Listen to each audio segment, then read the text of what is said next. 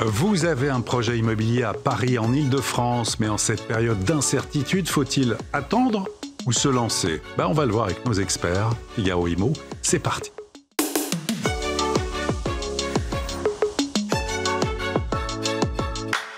Deux invités dans cette émission Figaro Immo qu'on est très heureux de recevoir aujourd'hui. Maître Élodie Frémont, bonjour. Bonjour. Notaire, porte-parole des notaires du Grand Paris. Éric Bricot, bonjour. Bonjour. Éric Bricot, vous êtes à la tête du pôle Île-de-France, Grand Paris de l'UNIS, qui est un syndicat de l'immobilier. Avec vous tous les deux, on va voir bien sûr des indicateurs, on va parler du Grand Paris, de l'Île-de-France, tous ceux qui ont un projet immobilier, qui souhaitent le mener à terme, que ce soit en résidence principale ou en investissement. Mais tout d'abord, première question d'introduction à tous les deux, l'instabilité politique, les incertitudes économiques, est-ce que tout cela, selon vous, va peser sur l'activité immobilière? Je le crois, en effet. L'immobilier, pourtant, c'est de la pierre, c'est du concret. Et le moral joue énormément sur ce marché. Et donc? Je crains que quand on a une incertitude, ça n'aide pas. La preuve en a été il n'y a pas très longtemps, lorsque j'ai parlé de la politique de la chaise vide, autrement dit, quand il y a eu la dissolution de l'Assemblée nationale, on a pu remarquer que le volume des transactions sur l'ensemble de l'Île-de-France avait été baissier. Donc un risque d'attentisme. Absolument. Éric Bricot. Je partage complètement l'avis d'Élodie. De toute façon, l'incertitude politique ne fait pas bon ménage avec le logement. On a besoin de stabilité, ce qu'on n'a pas depuis de nombreuses années, avec différents ministres qui ont pris le ministère. On était parti sur un bon parcours avec Valérie Létard qui avait fait un diagnostic vraiment lucide de la situation. Ça allait de l'investisseur privé jusqu'au HLM en passant par l'accession à la propriété. Et il y avait des débuts de pistes intéressantes, certaines qui ont été actées, le PTZ, la prime rénov qui a été revue suite aux fraudes dont on avait entendu parler, l'exonération de droits de donation dans le neuf ou alors dès lors qu'on fait des travaux, et bien sûr aussi le DPE qui va être revu pour les logements qui sont pourvus de chauffage électrique. Voilà, après il est resté un sujet majeur qui est le statut du bailleur privé qui était inscrit. Voilà. Bien sûr. Donc beaucoup d'incertitudes et tout cela, donc tous les deux, vous estimez que ça va peser sur l'activité. Combien de temps, on ne sait pas. En tout cas, on se projette. Et déjà, on va prendre le pouls de l'activité dans l'ancien. Maître Élodie Frémont, avec tout d'abord des indicateurs sur l'évolution de ce marché immobilier en Île-de-France et puis à Paris intramuros. Île-de-France. Île-de-France, en volume de transactions, au deuxième trimestre, on est en légère hausse, rien d'extraordinaire, on n'est pas à plus 20%. Et la contradiction est radicale au niveau parisien. Là, pour le coup, on est en baisse de volume de transactions de 12% comparativement à l'année passée. Donc, c'est pas bon, parce que l'année passée n'était pas bonne. Donc, c'est la double punition. Donc, ça, c'est sur un an, sur le deuxième trimestre. Absolument. Précédente, oui. Au niveau des prix, stabilité au second trimestre, en comparaison à l'année passée. Stabilité des prix à peu près partout, voire même un tout petit peu baissier, mais ce n'est pas très significatif, moins 0,8% sur les maisons en grande couronne, on ne peut pas dire que ce soit très sensible. En revanche, sur les projections, c'est-à-dire à octobre, c'est demain, à octobre, on a une légère augmentation des prix, et ça, on se l'explique très très bien. On est dans un marché extrêmement tendu, où il n'y a plus de construction neuve, ce n'est pas mon voisin qui dirait le contraire, et où il est encore plus difficile aujourd'hui qu'hier de se loger non seulement au titre de l'accession à la propriété, donc encore une fois, pardon d'être radical, il ne reste plus que le logement ancien, à défaut de produits neufs, et dans le logement locatif. Aujourd'hui, la location devient très compliquée pour y accéder également. Alors ici, on voit l'évolution des prix avec notamment une projection sur les avant-contrats. On devrait passer, selon vos projections, à 9 650 € par mètre carré. Ça, c'est un prix moyen. Ça fait quand même une hausse de 2% sur un an. C'est pas rien non plus. Alors non, c'est pas rien, mais encore une fois, ça s'explique. Oui. On a eu plusieurs choses. On a encore une fois des marchés tendus. Donc s'il y a moins de produits à vendre, eh bien fatalement, on fait un effort dans le portefeuille. Et puis on a eu des taux d'intérêt, n'oublions pas, qui ont été baissiers. On a amélioré la solvabilité de l'emprunteur en comparaison à 2023, par exemple. On l'a amélioré. Donc quand j'ai un peu plus de trésorerie, qu'en fais-je ? J'ai l'occasion de pouvoir moins négocier le prix et peut-être de me projeter à octobre avec des chiffres un tout petit peu haussiers. Est-ce que ça va continuer dans ce sens ? J'en suis pas certaine. Ah, c'est-à-dire ? Mais tout prêt à penser que les taux d'intérêt vont augmenter. Pour l'instant, on est autour de 3,2% en moyenne, toute durée confondue. Qui est très raisonnable. On a gagné 1 point quasiment par rapport à la fin de 2023, début de 2024. Ce qui est très très raisonnable. Et surtout, ce que l'on constate en comparaison aux années passées, c'est que la progression est lente. Parce qu'on a eu malheureusement une progression très forte en 2023 de mémoire et ce qui a vite grippé le marché. Le contexte international, je ne vous le décris pas. On sait ce qui se passe au niveau de la tête de la Banque mondiale. On sait que ça va avoir des répercussions. L'OAT, le taux directeur est en hausse. Donc, il y a fort à parier que le taux d'intérêt au niveau OAT européen, mais également français, que le taux d'intérêt progresse. Si on progresse en taux d'intérêt, on réduit la solvabilité de l'acquéreur et fatalement, il y a quelqu'un qui va devoir faire un effort. Donc, si ce n'est pas la banque qui fait l'effort, ce sera le vendeur. Donc, selon vous, ça va se répercuter sur les prix d'ici la fin de l'année avec une hausse éventuelle des taux d'intérêt. Après, dans quelle proportion, on ne sait pas, difficile de se projeter, mais voilà, en tout cas, votre pronostic. Si l'on s'arrête quelques instants sur Paris, les arrondissements, les quartiers, l'évolution des prix, on va voir la carte. Voilà, commentaire. Alors, 2 choses. La première, vous pouvez constater que nous, les notaires du Grand Paris, on avait mis un petit indice à plus de 14 000 euros. Vous voyez que c'est supprimé depuis un petit moment, désormais. La crise est bien ancrée. Les arrondissements les plus chers, sans aucune surprise, sont toujours 6-7. Et avec encore plus, ce qui est démarqué, c'est que dans l'arrondissement, des quartiers qui sont nettement plus chers que d'autres, il y a vraiment un gros écart. Mais surtout, il y a un gros écart entre les arrondissements les plus chers et les moins chers. On est, vous voyez, 19e, 6e, on est à près de 2 fois, on est à 1,78%, 78%, donc ça en est presque du simple au double dans les prix des arrondissements entre le 19e, le plus abordable, et le 6e, le quartier le plus cher l'arrondissement le plus cher de Paris. Oui, alors on ne le voit pas ici, mais effectivement, on passe aussi typiquement des quartiers les plus abordables, entre guillemets, de 6 500 euros par mètre carré en moyenne, Pont de Flandre, et notamment Port de la Chapelle, jusqu'à 14 000, voire 15 000 euros du mètre carré, Odéon, Saint-Thomas d'Aquin, 6e, 7e. En fait, des écarts assez importants entre le nord-est parisien et le centre de Paris. Absolument, absolument. Alors pourquoi ? Je présume que c'est la question que tu vas me poser. Pourquoi ? Parce qu'on a quand même une présence internationale assez compacté sur le centre parisien. Et les quartiers historiques. Exactement. Ouais. Donc le centre, l'île Saint-Louis, l'île de la Cité, le 6e et son Emily in Paris, le 7e, ont du succès à l'international, ce qui veut dire que cette clientèle tient le prix à tel point que quand on regarde les progressions et notamment la quote-part de non-résidents, parce que non-résidents et donc des étrangers qui ne sont pas résidents fiscaux français, cette proportion elle augmente. Alors est-ce à dire qu'il y a plus d'acquéreurs étrangers ? Non, c'est pas le cas. C'est juste que le dénominateur il a baissé. Dès lors qu'il y a moins de Français, donc moins de population qui achète, si on a le même nombre d'étrangers, lui fatalement en pourcentage il progresse. Et c'est le cas. Très bien. Et puis quand même un phénomène. Alors on sort de Paris, c'est la maison en petite couronne.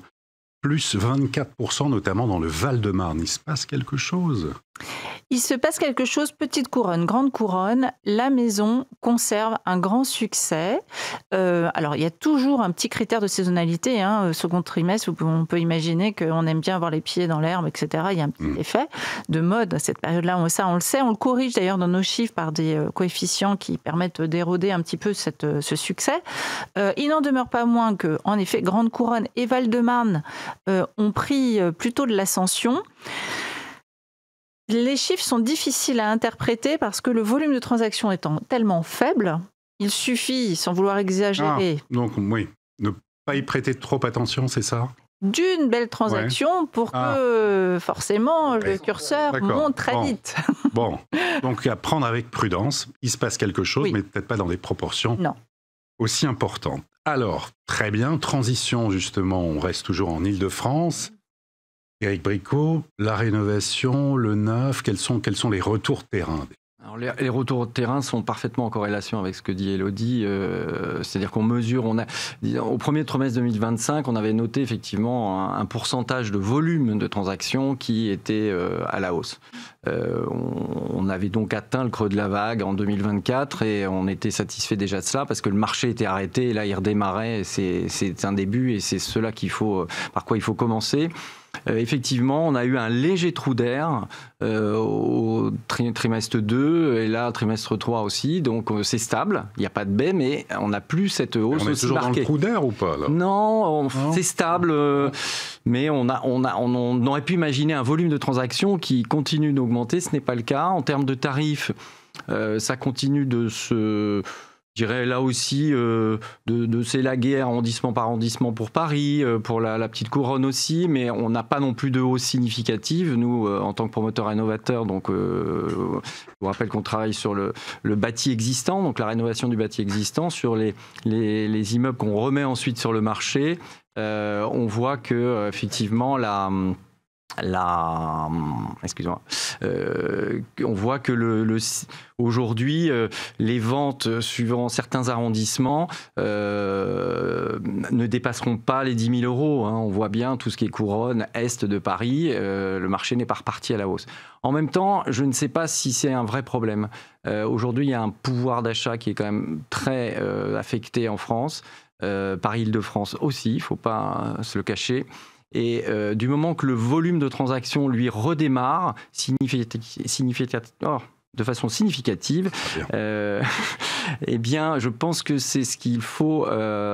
C'est là-dessus qu'il faut effectivement mettre tout ce que l'on peut au niveau des pouvoirs publics pour vraiment relancer ce marché. Les prix viendront plus tard. Et effectivement, aujourd'hui, les taux sont stables. 3,20, ce n'est pas très cher parce qu'on a connu autrefois des 10-12%, mais une frange des acquéreurs ont connu le 1%. Mais le 1% était anormal. Et donc ça, il faut oublier. Beaucoup s'y sont habitués. Oui, s'y sont habitués, oui, mais ce n'était pas normal. Et donc, il faut, je pense, intégrer qu'on ne retrouvera jamais ce taux-là. Des taux aux alentours de 3, c'est tout à fait quelque chose qui est supportable dans une acquisition, qui est quand même toujours une acquisition à moyen ou long terme. Tout dépend de la capacité de chacun, bien sûr. Du budget, de la solvabilité. Sur l'aspect rénovation, oui. Où en est-on ? Parce que là aussi, peut-être certains étaient et sont perdus entre le DPE, les classements, l'électricité, les nouveaux calculs. Alors c'est vrai qu'on va prendre l'exemple de l'APRIVRénov', l'annonce n'avait pas été très bien perçue parce qu'on a l'impression qu'on fait un pas en avant et un pas en arrière. Bon, aujourd'hui ça a été évidemment traité très rapidement par la ministre ensuite derrière et donc on sait qu'aujourd'hui l'APRIVRénov' est à nouveau accessible. Bon, on verra après en loi de finances ce que ça donnera pour 2026. Pas pour tout le monde, bien sûr, mais on sait tous en France qu'on a malheureusement des contraintes budgétaires assez significatives et que de toute façon, aujourd'hui, toutes les mesures qui coûteront de l'argent, à mon avis, il va falloir patienter. Donc, il faut trouver des astuces pour aller vers des mesures qui coûtent le moins possible.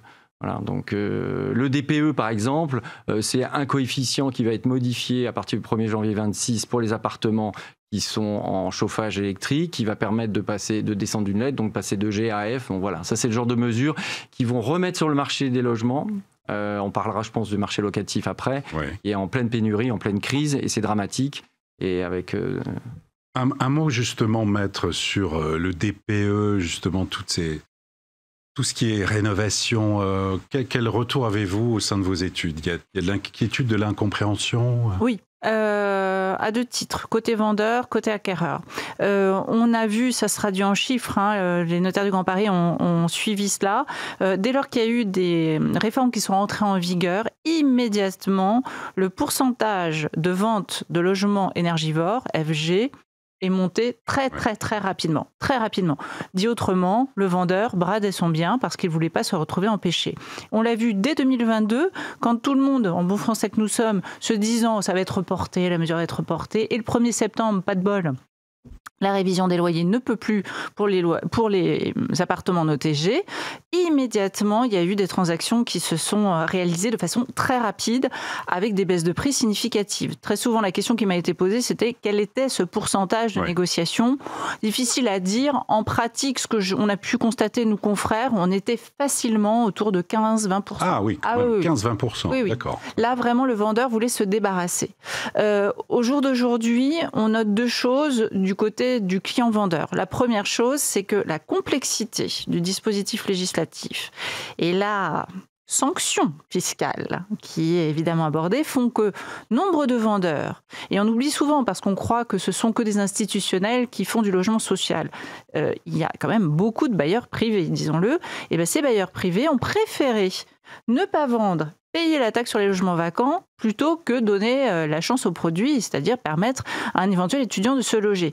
On avait des propriétaires qui ont acheté un studio, une chambre de service, un petit 2 pièces. Pourquoi ? Dans un premier temps pour le louer, et puis ensuite, pourquoi pas, pour les enfants, les petits-enfants, ils se permettent de s'y loger le temps de faire les études.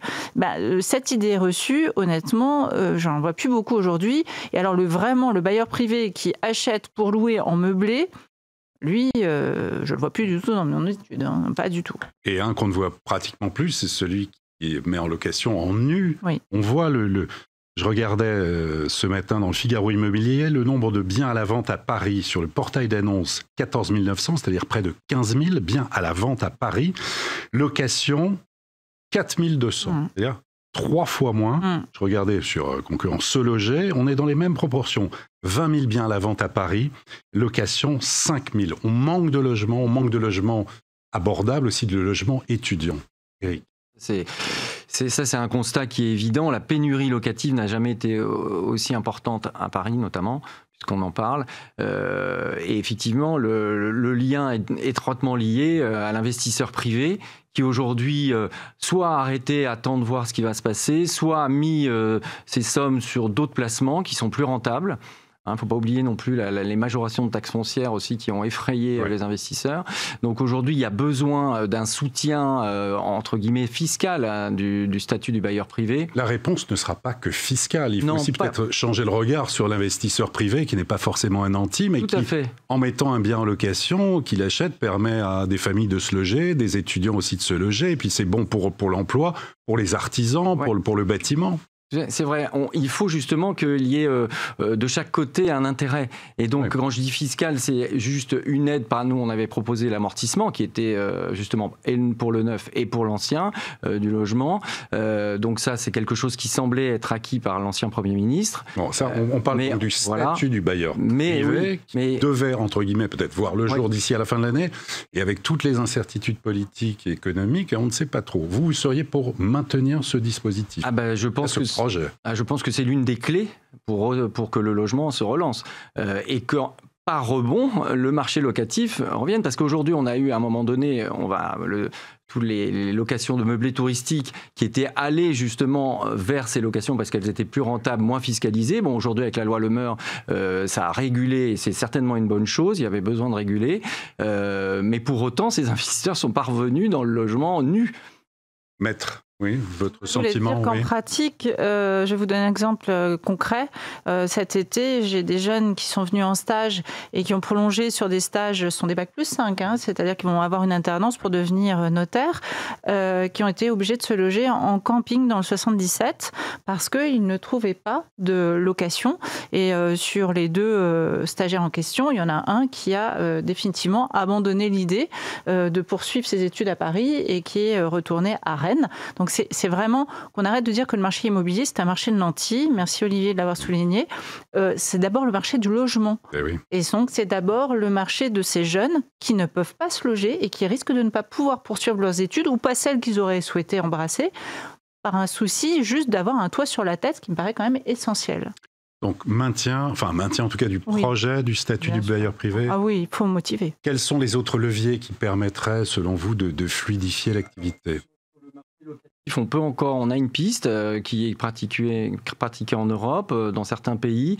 Par exemple, sur le DPEG, là, il n'y a pas l'interdiction de louer, il y a juste un loyer qui est inférieur. Et ça, justement, ça peut s'adresser à des jeunes. Alors, ce n'est pas pour autant qu'on va mal loger les jeunes, ce n'est pas du tout l'idée.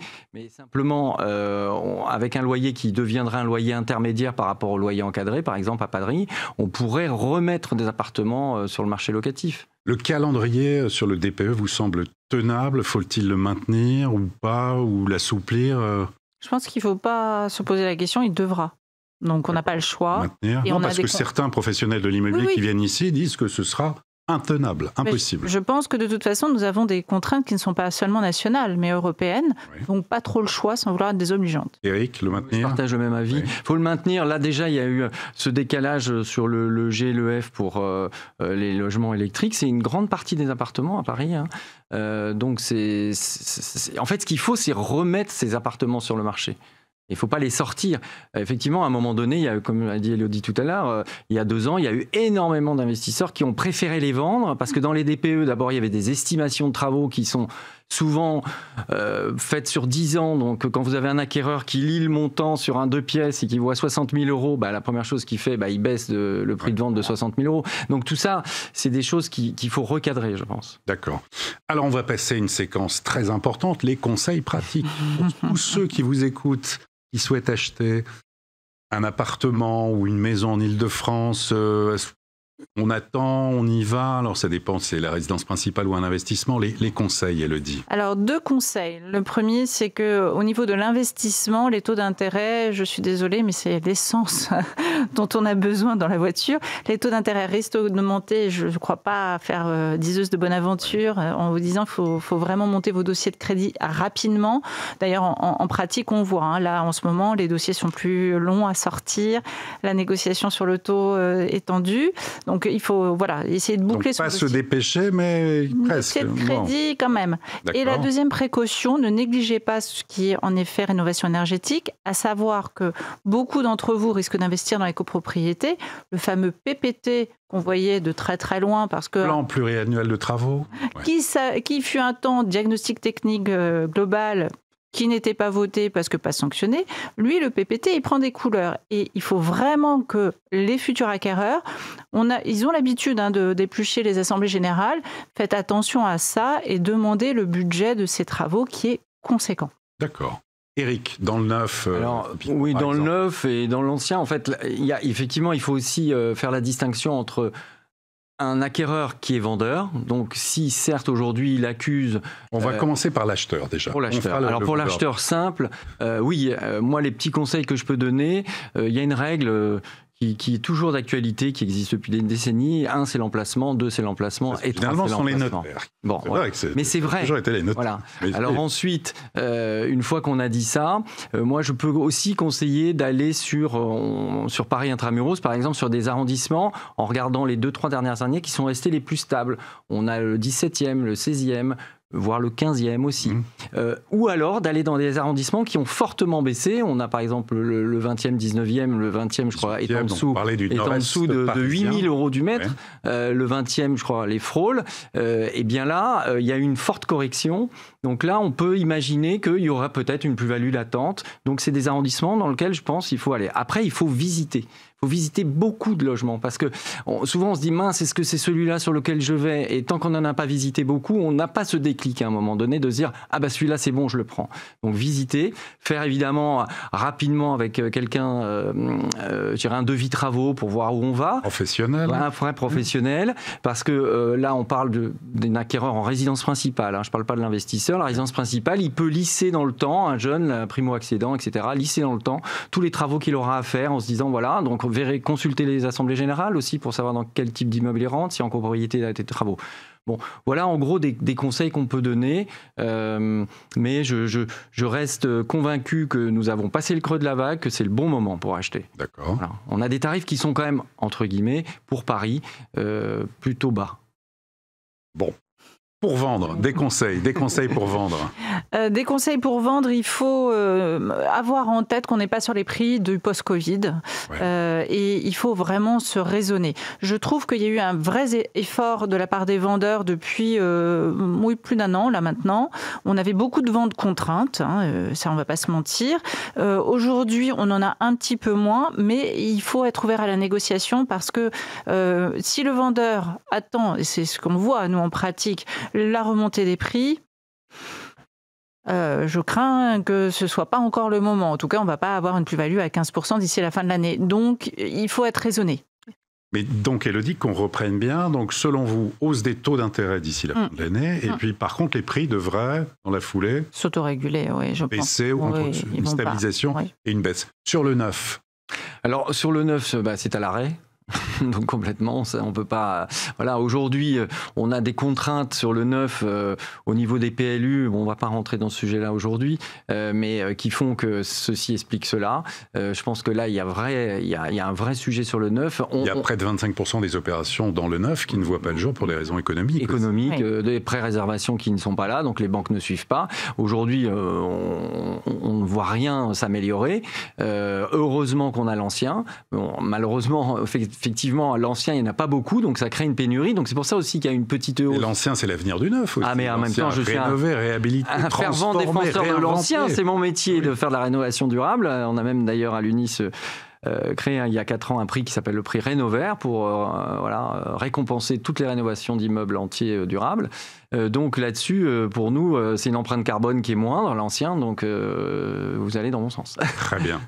Tous les deux, pour en conclusion, l'immobilier, il faut y aller. Oh, mais évidemment, c'est pas un notaire qu'il faut dire ça. Ouais. Donner aussi du sens à son épargne. Il y a donner du sens à son épargne, et puis je pense que c'est un souhait qui est... Enfin, c'est plus qu'un souhait, c'est ancré dans notre ADN, nous les Français. Pas que les Franciliens, les Français. D'être propriétaires, on fait partie des Européens les plus propriétaires tout de même. Et pour en revenir d'ailleurs au taux d'intérêt, on n'est peut-être pas dans les meilleurs, et pourtant, on y va quand même. Donc, c'est qu'on a ce souhait. Je pense qu'il y a une grosse frustration, alors pour les diverses raisons qu'on a énoncées, que ce soit des frustrations fiscales, de marché, de déficit de neuf. Et là, c'est évidemment, le logement ne pourra pas reprendre si on ne construit pas. Ça, on ne va pas se mentir, parce qu'on ne peut pas pousser les murs de Paris. Oui, c'est évidemment qu'il faut y aller. Évidemment. Et puis, on l'a vu, dans des temps de guerre, on se réfugie sur quoi? Les valeurs refuges que sont l'or et la terre. Tu m'ôtes les mots de la bouche. Alors, Eric, c'est vraiment la valeur refuge aussi. Donc c'est vraiment une valeur refuge sécurisante. On ne sait pas ce qui peut se passer sur un marché boursier demain. On aura toujours les 4 murs s'il se passe une crise. Donc ça, c'est quelque chose que les Français ont bien en tête. Voilà. Et puis il ne faut pas oublier que c'est son toit. Et son logement, son toit, c'est primordial. Donc avec un avenir aussi incertain, c'est quelque chose où il faut essayer, dans la mesure du possible, d'essayer d'acquérir un plus jeune âge. Bon, c'est difficile, Paris intramuros, c'est compliqué, mais en région, ça se fait. Voilà, donc je pousse les primo-accédants à aller dans ce sens-là. Et puis c'est important, la transmission du patrimoine et penser aussi aux générations futures. Merci à tous les deux. Merci à tous les deux pour vos éclairages dans cette émission. Maître Élodie Frémont. Merci. Notaire à Paris et porte-parole des notaires du Grand Paris. C'est toujours un plaisir de vous avoir ici sur le plateau. Éric Bricot, c'était une première. Merci beaucoup Éric, président du pôle Île-de-France Grand Paris de l'UNIS, syndicat de l'immobilier. Merci à tous les deux. Merci beaucoup.